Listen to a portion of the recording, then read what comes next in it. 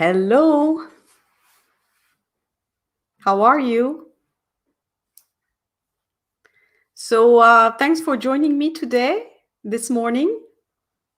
I really appreciate it. I'm very happy to talk today with you, Maja, because you're doing something that's really interesting with HR, and obviously HR is my field, and where I worked many years. Very interested the chat that we had in private about what's going on, also with this whole HR community there. And today I wanted to invite you in my home office broadcast because I want you to share with everybody what you're doing, which is really interesting with Sharing Tribe. To get started, maybe I'll let you introduce yourself, your background, and why you wanted to start this job sharing concept. Thank you so much, Isabel, and hello everyone following us. I'm Maja. I am a dual Swiss and Serbian citizen. I grew up in Serbia, where I also finished my university studies in information systems and technologies. Already as a small child, I was very interested in computers and programming. And actually in Serbia, like in some other countries in Eastern Europe, it is common for girls to study engineering or IT or physics, etc. So at the university, we were actually like 50-50% of female and male students. Only after I finished university and when I came to Serbia for work, I was appointed to work as, at that time, C++ software developer. I noticed that I'm almost only woman on my team. There was only 2 other ladies and maybe 20 guys. So that was a bit strange for me. And this situation kept continuing until I learned a few months afterwards that in Switzerland is very traditional society where women don't work so much or don't even study in STEM. So I turned out to be later a software tester and agile coach and also product manager in the last few years.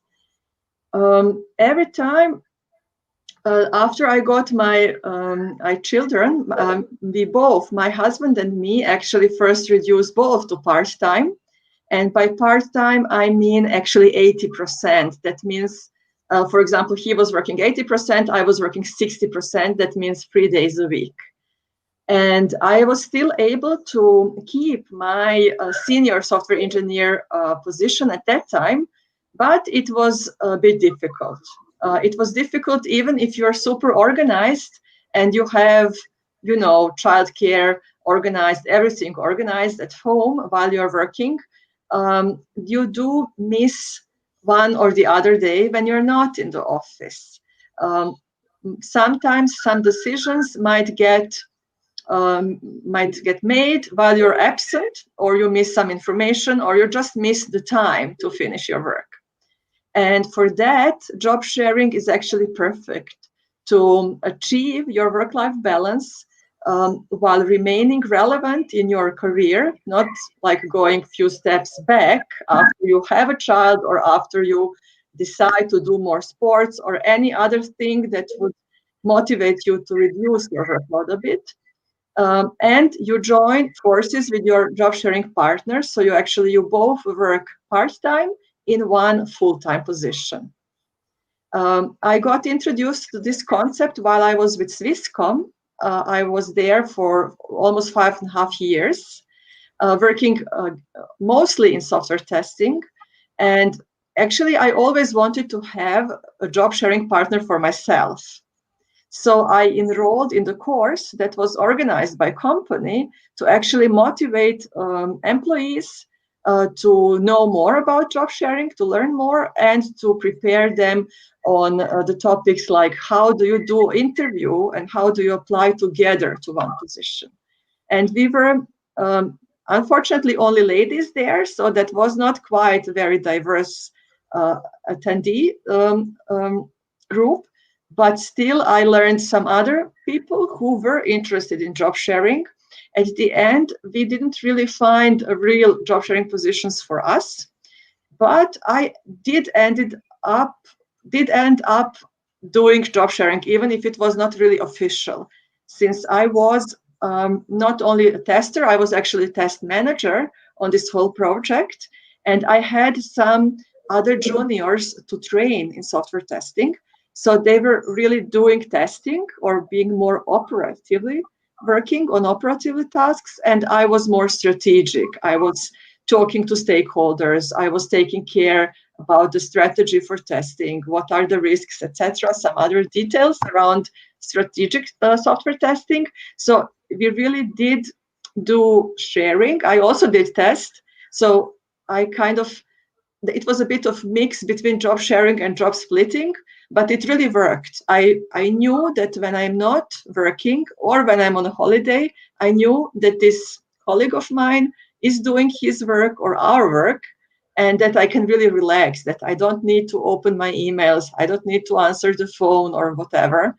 And that was really super enriching experience and very fulfilling experience. And actually, in the wake of COVID, I decided to start this whole, developing the whole product around job sharing.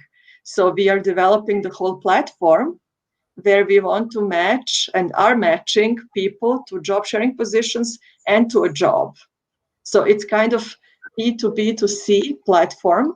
It is really end-to-end matching. It is not that I would match you to your partner, but we would advise you and let you know what companies are hiring for job sharing. So you don't, all these steps are more or less meant to be automated soon.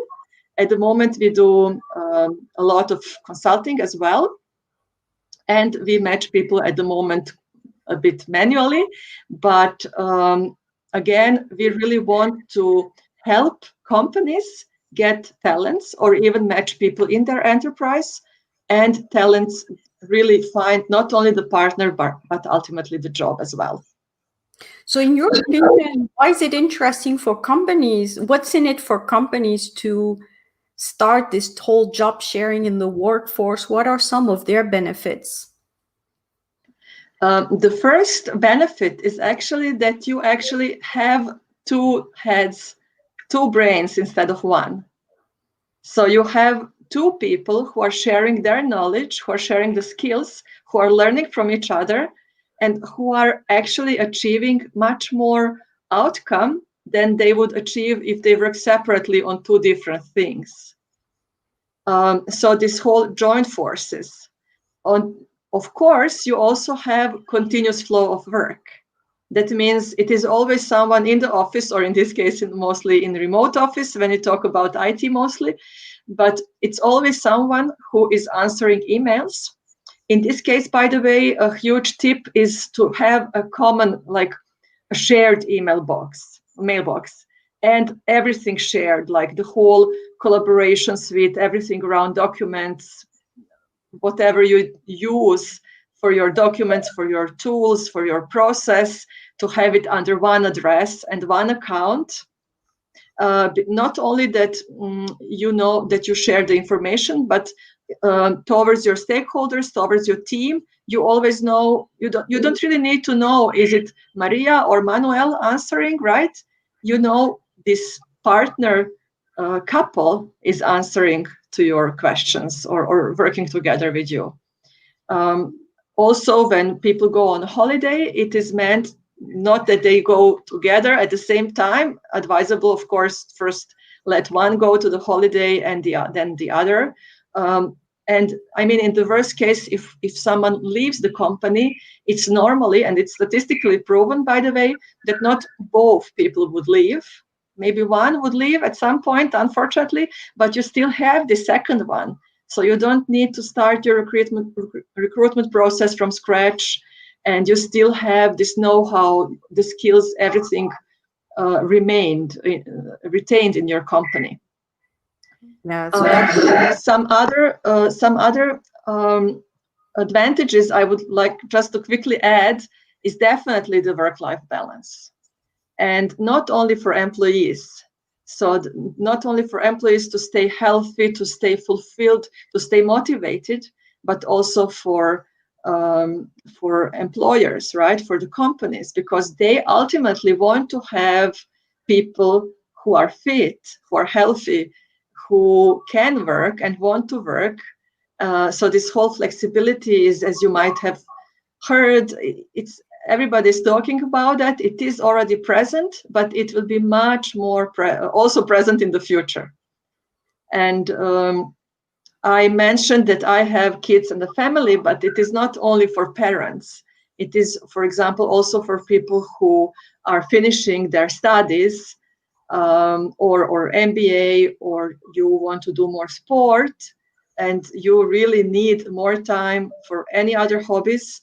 On top of that, nowadays, young generations, they actually kind of want to have two jobs. They want to have main job and then a side job, a gig or a project or a something private project. And this is again possible or best possible to achieve with job sharing or working part-time. Yeah, and people see the limits of the full-time permanent job that our parents maybe experience, but we all know now it's no longer the case. You have a job until you don't have a job, and unfortunately, when it happens, you can be a little bit less caught off guard if you have a few other things going on. And I think people realize this, and that's why now they will plan to have several gigs, as you say, or projects, or maybe side hustles, whatever we want to call it. And I talked about this in my last video, that I really advise that people actually have different things going on, and this way you're not stressing when your job ends and you have to invent yourself, etc. It's a little bit more comfortable if you have several things going on. And as you say, a lot of people now want to have a bit of time also to do other things. They don't want to be working all the time 100%. As you say, education, maybe starting a new program, or maybe spending a little bit more time to do activities, sports, leisure, etc. Leisure is becoming more important than it used to be. So I really see it as also when companies are trying to integrate the newer generation, younger generations, they're going to have to offer a full package, not just salary and benefits that we know, insurance and all that, but they're going to have to offer also the flexible workspace. And the companies that understand this, that really understand the psychology of these people, can do much better in terms of their talent management than the companies that are still playing in the old way, so to say, or trying to source people the old way. So it's a huge, I would say, in terms of talent management, it's a huge benefit for both companies and employees. As you say, companies get more brains into the same job, and then it's a little bit less stress also to know for employees that you have somebody that can also pick up things when you're tired, or maybe you want to take time off, etc. I know I worked as a duet with a consultant when I was working in a firm, for example, and I was quite happy to have someone sharing the files with me, because I was really less stressed to go home and say, worst case scenario, I know there's somebody there that can pick up for me if needed, because I was working part-time and we're sharing a job like this. So it worked well. It worked very well. And we both had our personalities, and also it was value for the clients, because they knew that with me they had a certain type of service which was very different from what they got from her. And because they were able to experience both, it was complementary. So the benefit is also for the client, or whoever companies are servicing, customers, etc. They also get the benefit. So Exactly. it's really a circle of benefit for everybody, I think, a virtuous circle for everybody. Yes, I completely agree, obviously.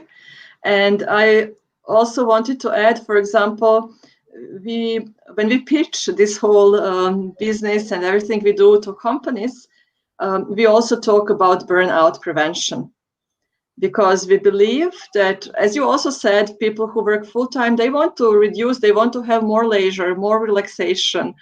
And on the other side, it's always easier to say, I'm now reducing to 90%, and I really am sticking to having Friday afternoon off. And then I'm really not working. I'm turning off my mobile, I'm turning off my laptop, and I'm just going for hiking or yoga or basketball, whatever you like to do, or be with your kids, of course. And that is when everybody of us really starts doing it, and then it gets into practice, right? At the beginning, it is really hard. I always say that to everybody I know. I know it from my example. It wasn't easy to reduce. It wasn't easy to let some things go, to reprioritize. But ultimately, it really helps you get your mental health back and not end in the burnout.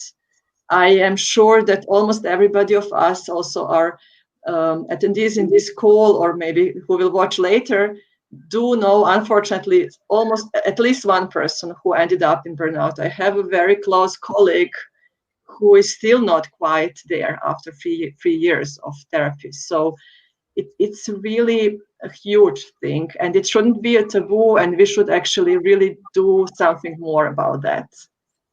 Yes, Including talking to our colleagues, including opening, for example, employee resource groups in the enterprise, in the organizations, maybe doing brown bag lunch, doing any other courses around how to prevent it, what to do, how to somehow try to identify, right? Sometimes it's hard to identify those cases, right? On the surface, one might look, oh, everything is good, he or she is delivering results, actually great results, but actually under the surface, maybe this person is struggling. And again, I find part-time and especially job sharing, because part-time, as mentioned, it can be a bit tricky when you still don't have anybody to really finish the work or share the work. But job sharing is, I would say, really, obviously, you see, I'm very passionate about that. Well, the part-time, what I've heard from people working part-time is that they end up working full-time, because even if they reduced on contract their hours, they're still responding to emails and working from home, outside of their standard hours. So in the end, I'm not sure they really work part-time, in the end. So yeah, I think job sharing is more interesting, because you're actually sharing the job with somebody, and it's not just you.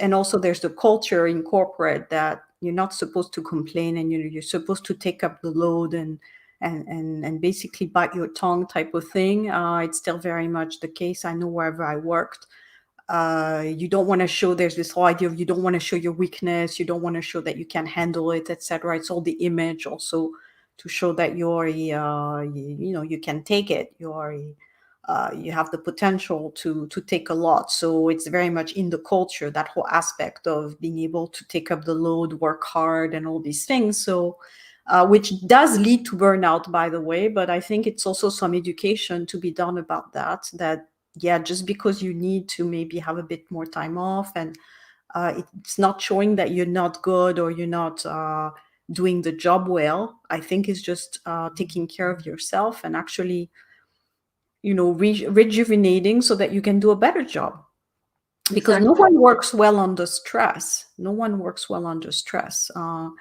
It's you're going to produce, but I'm not sure you're producing quality, and I'm not sure you're going to be efficient in the end. So what do you think, what do you find as big market opportunities in Switzerland? I know my community, sometimes I get questions about, especially entrepreneurs. What are some of the things that you see that are interesting for motivated entrepreneurs to get into right now?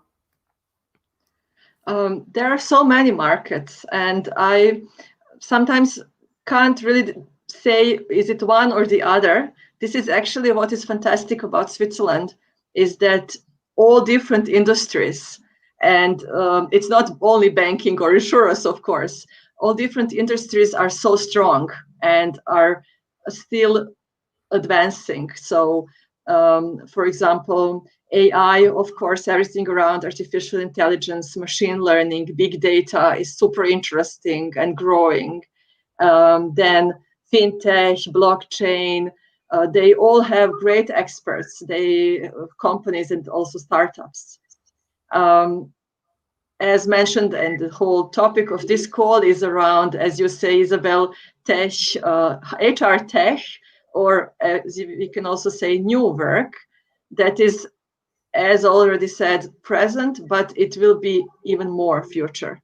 So everything around how you attract your employees, how you attract new talent, how you retain your current employees from going and leaving your company, how you match people to work more efficient and with a better outcome, and how you create diverse teams, not only around gender or race, but age, disabilities, even, etc. How you get the best from your people and the best from your teams, right?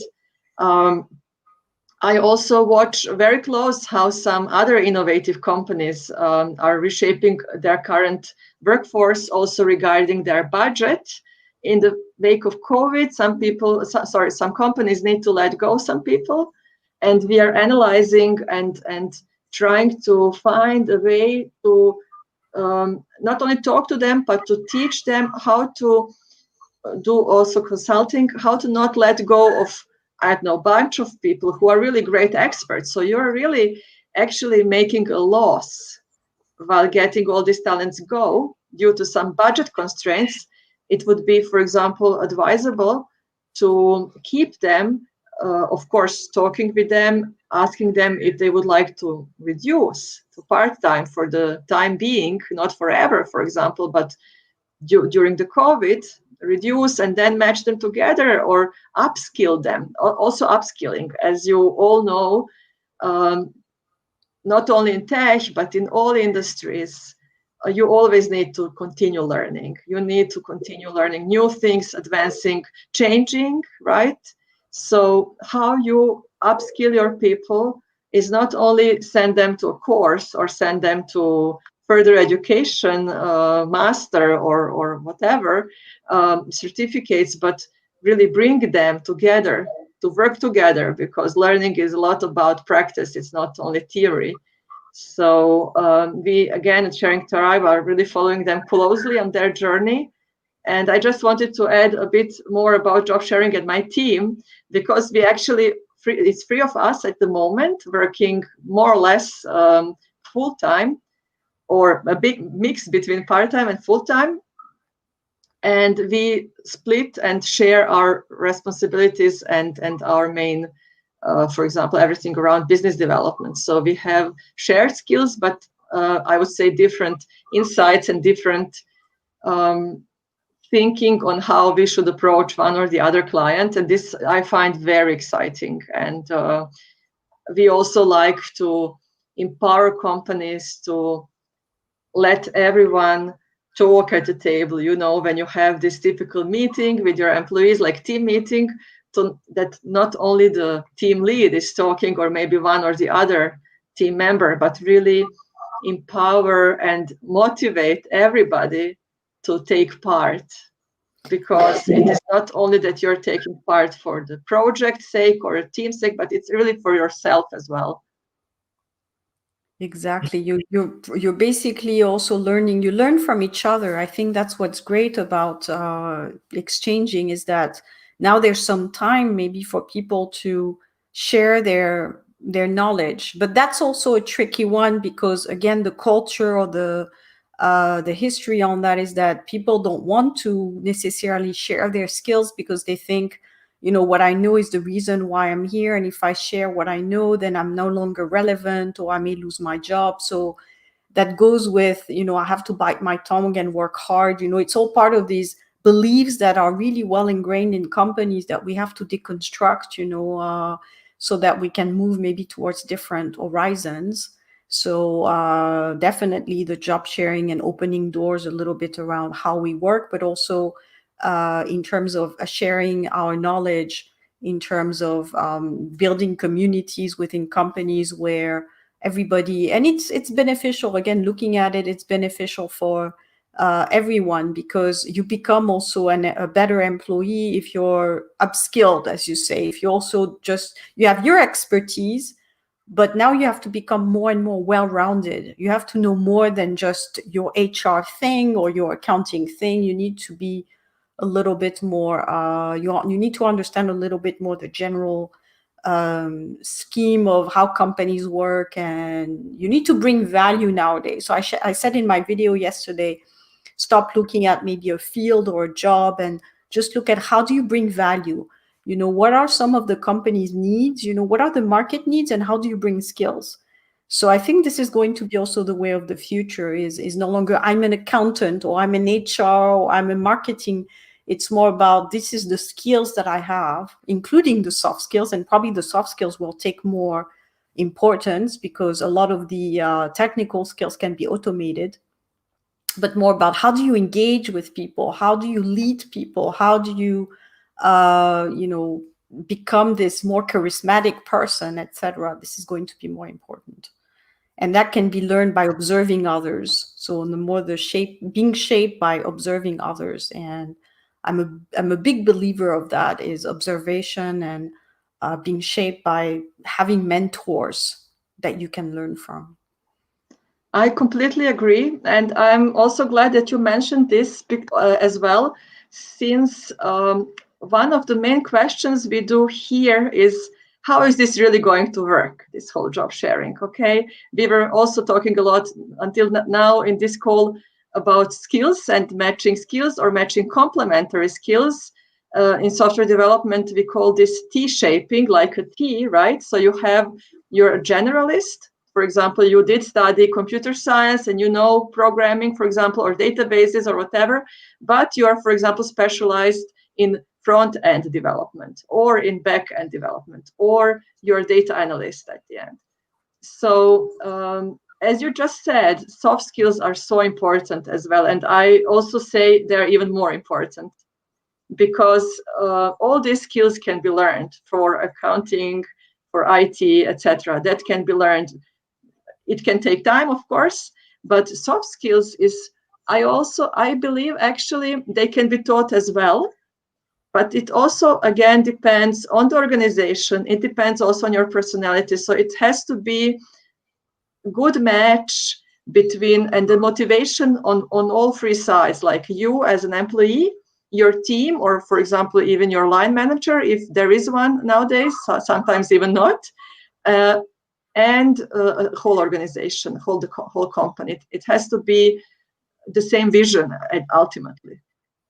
And we would also like, of course, to match people with soft skills, because with or without job sharing, when you need to work with people, you really need to be skills in teamwork. You have to work together. You have to collaborate. You have to communicate. You need empathy for people. And we also can read a lot about empathetic leadership, right? And about emotional intelligence. So that is also changing. It comes even more. It will also be a future. On the other side, it is not easy to automatically match people on soft skills or, as I say, emotional intelligence. This is why we also have a community around job sharing where we actually do networking calls or learning calls, so that people can really get together. At the moment, everything is online, of course, but people do get to know each other much better before they kind of decide to do part-time or job sharing. And working as well, yeah. Just one more remark about the market. I did mention fintech and blockchain. Just yesterday, I was reading about a company in Liechtenstein. They incorporated as LLC, like it's GmbH in German language, but their whole equity is not based on Swiss francs. It's based on Ethereum money. So they actually generated the bitcoins that are worth at least this 20,000 you need to in Switzerland to incorporate LLC. So this is super amazing. So this is just one example from other markets. And I also believe this is really future.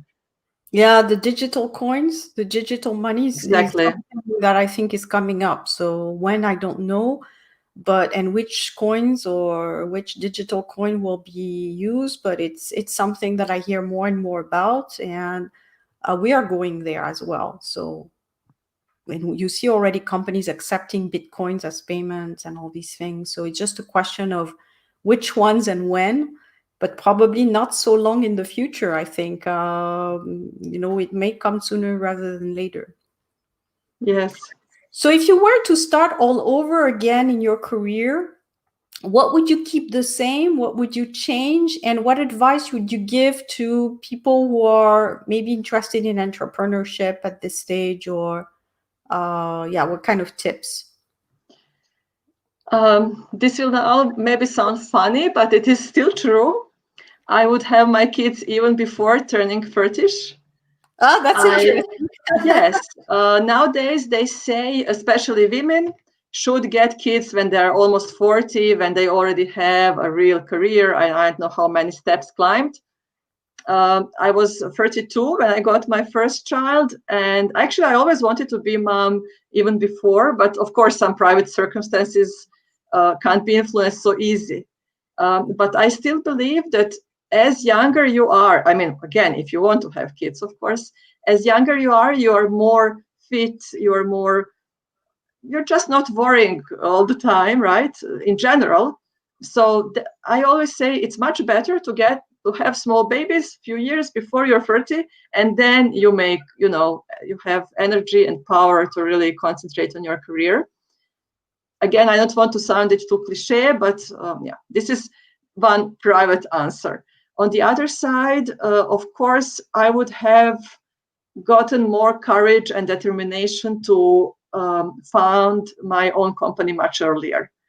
On the other side, it was always a bit of environment, actually, honestly, that was saying to me, are you crazy, actually? Why would you like to leave corporate world when you have nice career and nice salary? But I think almost everybody at some point in career or in life gets to this point when you really want to do something with much more purpose, much more impact than your regular job at a company.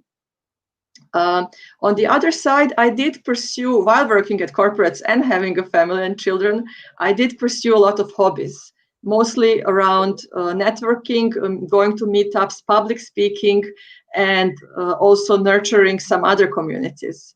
While I was at Swisscom, I initiated and led our internal women community for 3.5 years. And before that, I initiated and led a so-called agile testing community in Zurich. It was actually first community of that kind in the whole Switzerland. So I led that between 2014 and 2018 for 4 years.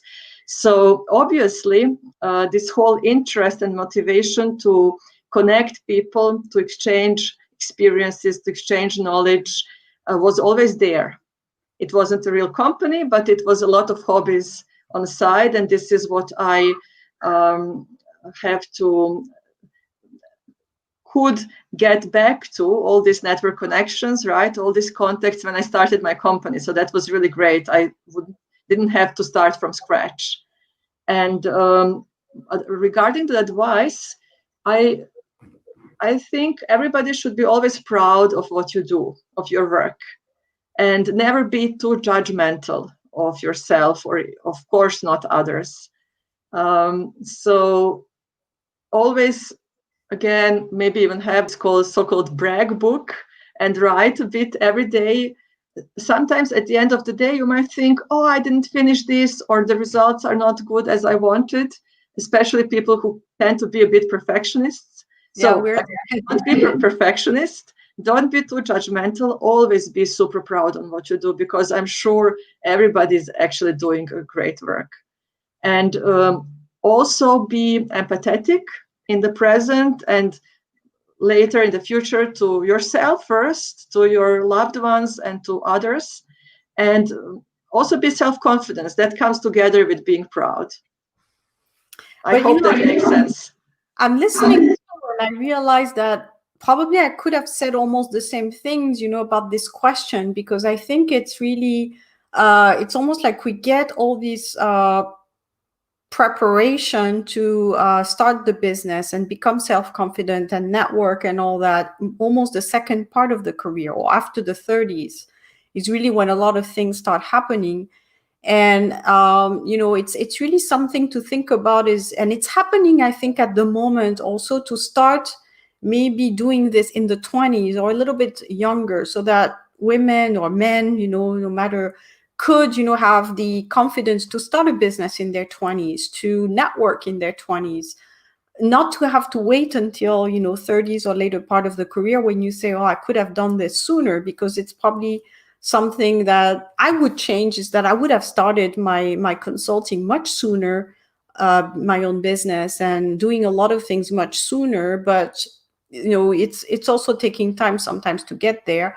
But there's ways also to hack that in a way where you do provide this environment inside companies, actually. And that's what's happening for some companies. It's happening now, where you have programs that mentor people and give them the opportunity also to test things and to become more self-confident, etc. So also for people watching us, I would say, start now, joining groups, joining communities where you can get this mentorship and this encouragement that you don't necessarily get in your circles for whatever reason, so that you have this, you're building up this confidence to start whatever it is that you're supposed to start, get a better job, start a company, etc. I think it's all based on, not having necessarily around us the encouragement or the positive feedback that we can go and do it. And I wish I had done it again sooner. Again, better sooner than later. But in your 20s, you have the energy. You have the Exactly. energy, or you're young, and I know a lot of influencers, especially one of them I really like. His name is Gary V, and he always tells young people, come on, you have no bills, nothing, just start, just do something. But it's easier said than done, right? But for people who are more senior, I would say the advice to give to young people is definitely, life is short in the end. It goes very quickly. In your 20s, you have nothing to lose. Try something, test some things, test small, and you'd be surprised to get the feedback. So Exactly. I was, I was a bit more than 20 plus when I came. So I would say the first 5 years before I was almost 30, I did spend in Switzerland while, again, setting up my network. I came by myself. I didn't know anybody. I had maybe two contacts from a contact from originally from Serbia, but then started growing the network. So it did take me 5 years to really understand the system here, to understand the mindset, to understand the culture that is different than in Eastern Europe. You mentioned mentoring. Also, I wish I had a mentor, or at that time I had no idea what mentor is actually, but nowadays everybody knows that there are mentors or coaches and what is the difference. And by the way, later in your career you might even need a sponsor. So it's somebody who will really sponsor you and tell you and vouch for you to get the promotion or to get the funding for your startup, etc. Yes, this is, yeah, I'm happy that we agree, and I hope that our attendees will also get something from these ideas. I have a question from Monica Moldovan. I know her very well, also based in Zurich. So hello, Isabel and Maya. Thank you for these insights. In your opinion, which soft skills you see are going to be most needed in the near future? So I'll let you start. Shall I start? Yeah, go ahead. I don't know, Monica, if you've heard a few minutes ago, and so nice to have you. Thank you for listening to us. Very appreciated. I was mentioning emotional intelligence and empathy.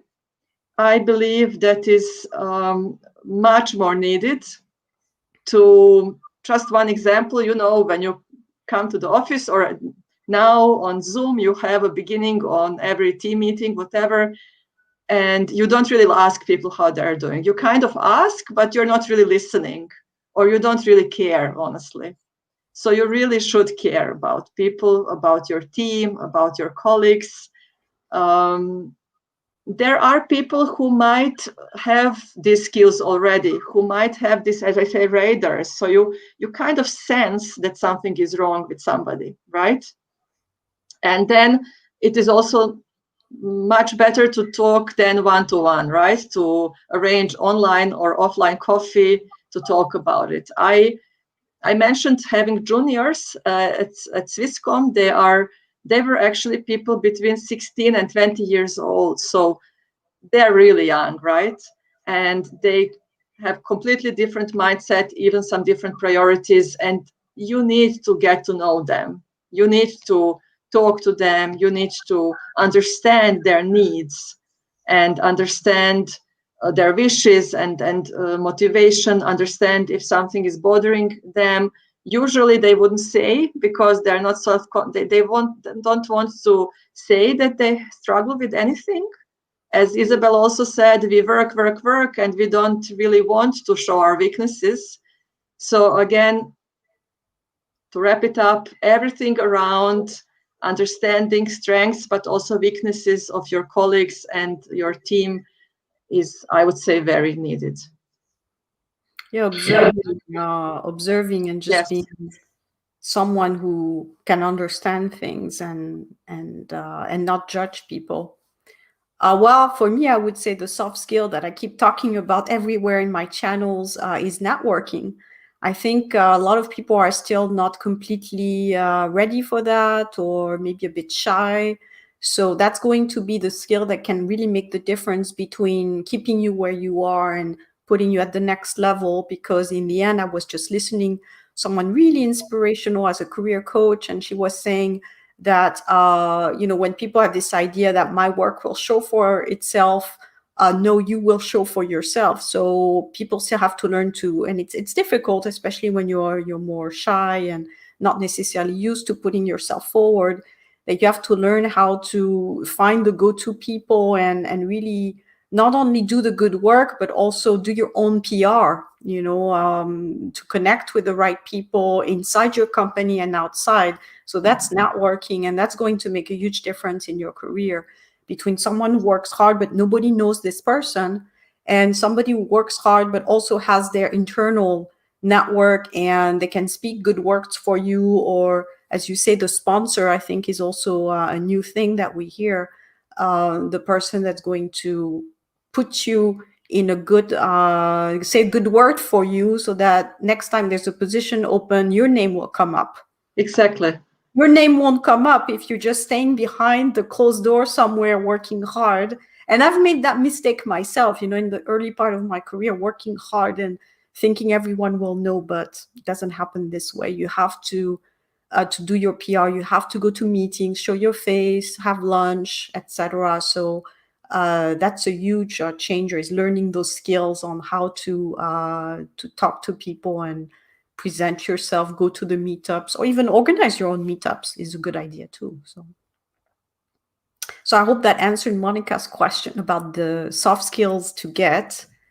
We have a thank you from Veronica. Thank you, ma'am, Isabel and Maya. You great, beautiful story, true to life. Thank you, Veronica.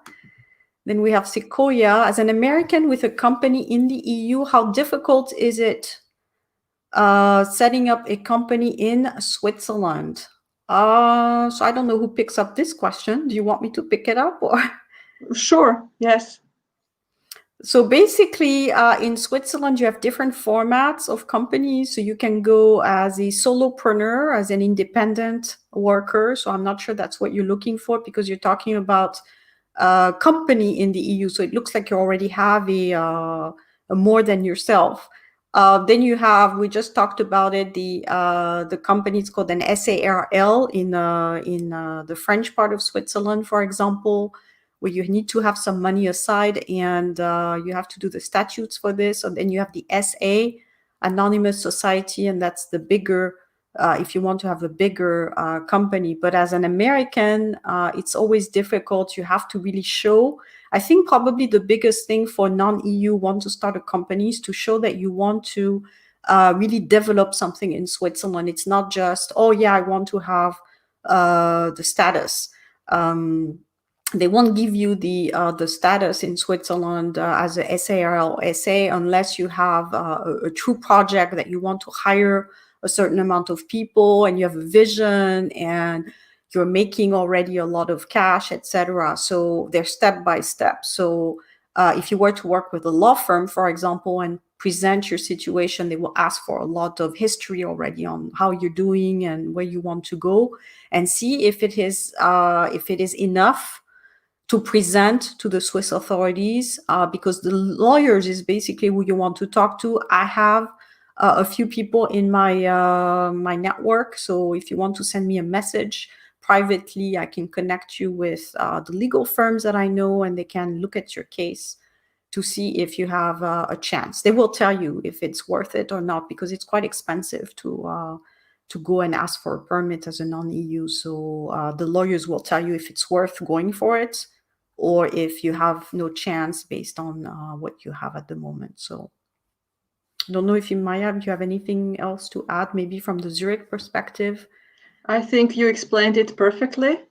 And on the flip side, I do some Swiss people really born here with Swiss citizenship who open the companies in Delaware, where in USA or some other smaller cities in USA when it's just costs peanuts, especially for the cost, and also for being much near to a much larger market that is the United States, right? So again, I would just add in this case, think about why you really want to do it in Switzerland, and don't forget that it is true that this market here is a bit smaller than the US market. But yeah, I usually tell people if they want to have a business in Switzerland, it's because they have something that a product or service that is really built for Switzerland and it's worth to have yes, a business in Switzerland. Otherwise, I just don't see why. Sometimes it's more complication than anything else. I mean, you just have to have a good reason to start the business in Switzerland or to have the business. But I usually advise people to usually have something already going elsewhere where there's enough history and credibility that it won't be an issue to then get the work permit in Switzerland to open an office, for example. We've got a question from Mira. What advice you give to some who has been in the UK market as business development manager for 18 years, but not have a degree or German linguistic?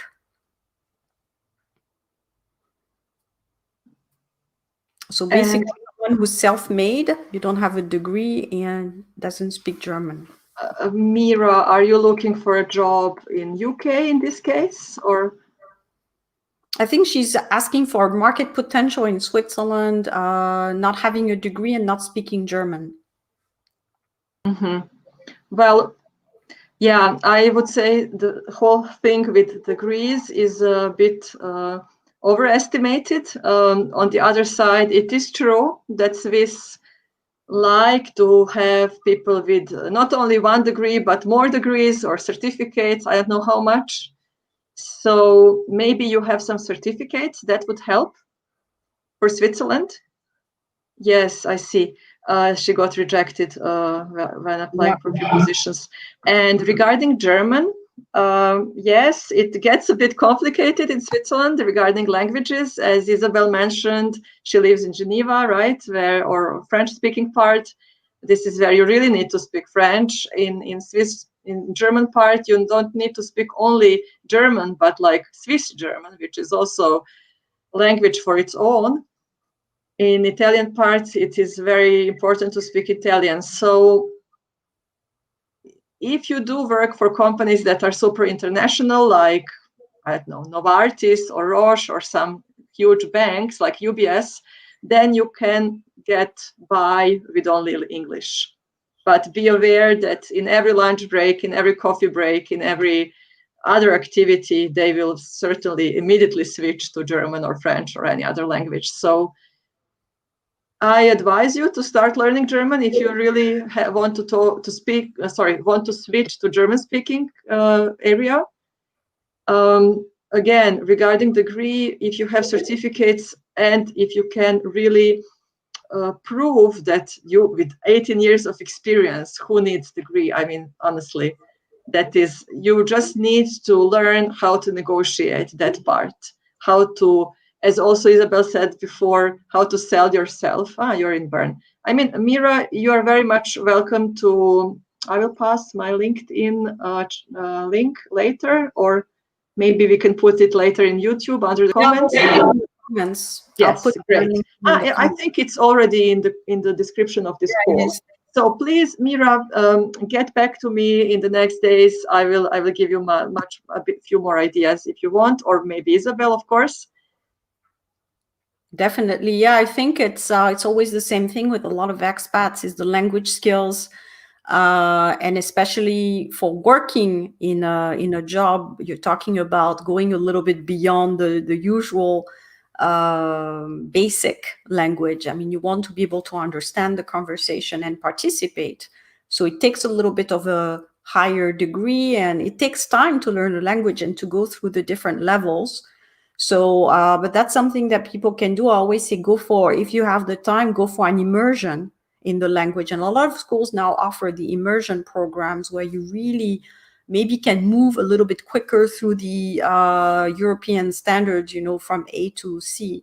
So try to do this to really upgrade yourself language-wise. And then, as you say, for the degree, after 18 years, it's more of a question of selling yourself. As I was saying earlier, you have to be your advocate inside the workforce.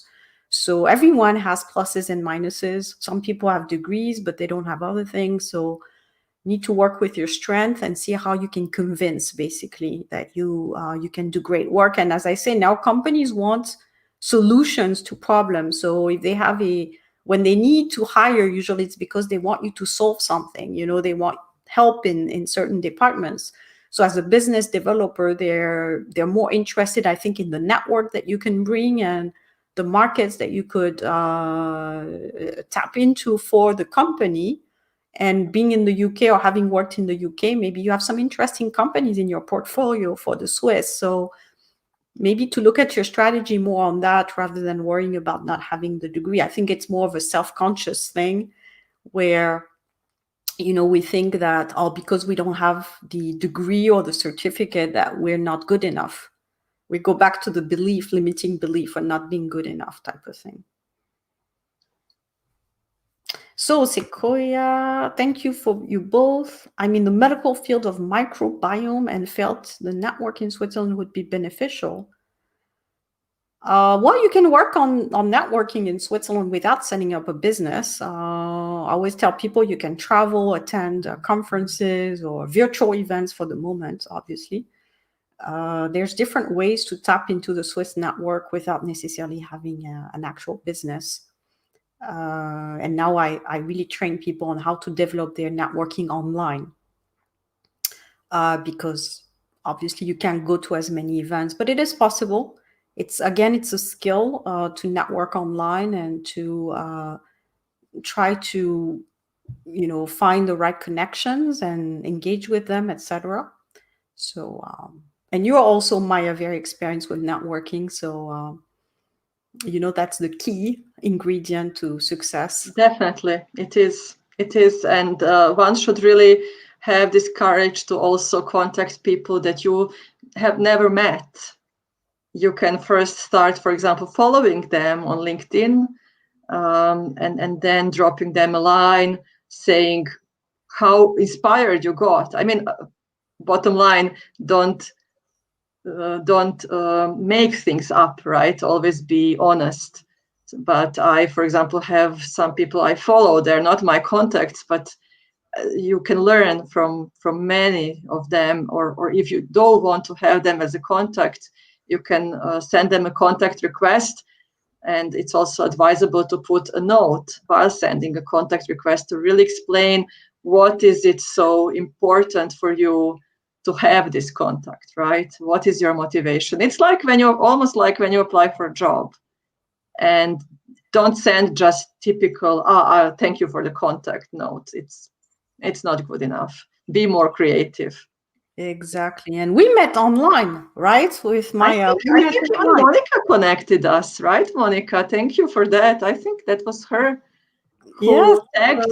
who tagged me in your LinkedIn post. This is awesome. Thank you, Monica. Exactly. So basically, I think it started from I call that a shout out post where I Yes. said, I'm looking for speakers for my channel. And someone, Monica, I believe, put your name out there, and then you emailed me. So you see how you can create the action for yourself by just thinking about doing something creative, which I put a post and a photo, and it gave me some visibility basically, and then people started emailing me. So you'd be surprised. A lot of things for me has happened, I would say, completely online within the last 12 months, because I've Yes. been mostly working online the last 12 months, even last summer.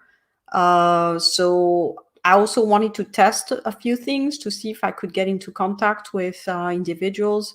So I've tested different ways of connecting with people, and actually that's what happened with us. I put this post and it works. So I have a few things like this that I tried, and I talked about it in my careerpreneur group, which, by the way, if you want to sign up for Monday, I'm doing a masterclass, an event where I will talk more about the group and what we do inside the group, especially bringing people's confidence up and working on networking. So I post the link below to attend.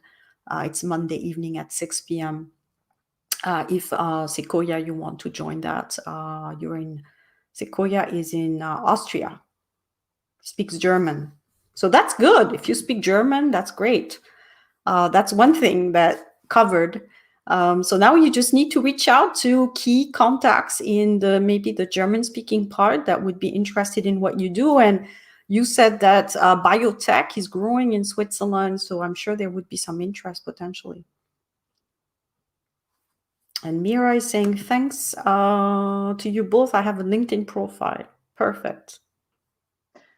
I just wanted to add, Isabel and everybody, we also wanted to talk, now there is not much time, right? About Exactly. what is missing. Exactly. What do you see missing in the Swiss ecosystem? Not necessarily in the ecosystem, because there are more and more incubators, more and more communities around different industries, and maybe a bit more of like American style pitch competitions or startup entrepreneur competitions. That would be awesome. But what I definitely miss also as a mother and parent is teaching kids already at school, already at primary school, a bit more about how to be creative, how to be innovative, how to be small entrepreneurs, and not really teach them, this super traditional mindset with all these checklists, with deadlines. For example, my younger one is in the 5th grade already, but they still have to finish every week a separate homework task that is around, I had my school shoes, the special shoes for inside on every time, or I finished all my homework, or I did this or that. It is so brain draining. Sorry, it's really not creative, right? So what if you are a bit of rebel? What if you are a risk taker? What is when you want to question the status quo, right? As a kid, they always put you in kind of, clause. I don't know how to call it in English, sorry, but I think you all understand what I mean. So You're that in the needs club, to right? begin. Yes, that needs to begin with children. And then, as you also mentioned, young generations like students has to be much more pushed with students, because students, even nowadays, they have so much subjects to learn and exams to pass, and maybe still not enough time to be entrepreneurs. It has And to go from generation to generation, I would say. no space to test, really, to let children play a little bit, play with their imagination, and let them try things, but there's this whole thing we go back about in our societies, especially in the Western culture, that if you fail, it becomes a stigma that you failed. So there's this whole idea of failure that could be transformed into experience, and sometimes there's good experience and bad experience, but it's learning. But instead it's like, oh, you have this failure and now it's a stigma. So then people get scared, so they don't try anything. So it's I think it's a whole, yeah, it goes back to education and maybe starting younger and letting kids be themselves basically, and maybe take more risk. And then we would see probably a lot of different companies and going into new areas, etc. So yeah, that's probably the word of the end of this broadcast is, to open up a little bit our imagination and what we could do, and work together to achieve new heights, basically. Any last word of I wisdom? completely agree. I just wanted to add also for Sharing Tribe, we also have a LinkedIn group. And I'm also sure we will have even more synergies in the future, Isabel and everybody else. So don't be shy, contact both of us, right, on LinkedIn, and we are here for you. Exactly. So I'll be happy to share whichever links that you want to share in the group, and post it below, no problem. Well, thank you so much for taking the time to speak to us today and share your wisdom with us. I hope it brings some fresh air also in the HR domain. We do need it, especially at the moment, some inspiration.